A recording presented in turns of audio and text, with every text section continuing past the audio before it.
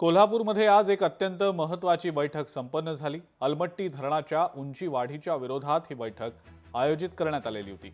या बैठकीमध्ये शक्तीपीठ महामार्गाच्या विरोधाविषयी सुद्धा चर्चा झाल्याचं समजतंय। सतेज पाटील आणि राजू शेट्टी यांच्या नेतृत्वात ही बैठक पार पडली। 8 दिवसात भव्य मोर्चा काढण्याची तयारी देखील आता या बैठकीच्या अनुषंगानं करण्यात आलेली आहे।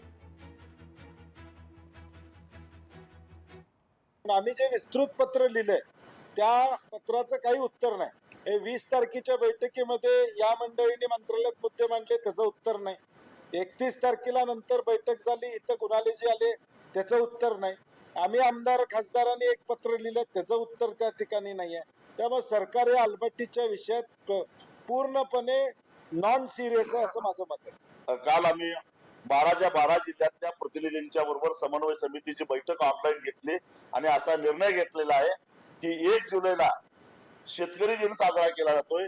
या दिवशी शेतकरी 12च्या 12 जिल्ह्यातले शेतकरी रस्त्यावर उतरून चक्काजाम करून सरकारला आपली नाराजी व्यक्त करणार आहेत आणि आमच्यावर जर का जबरदस्ती कराल तर आम्ही खपवून घेणार नाही असा इशारा सुद्धा या चक्काजाम मधून द्यायचा आहे।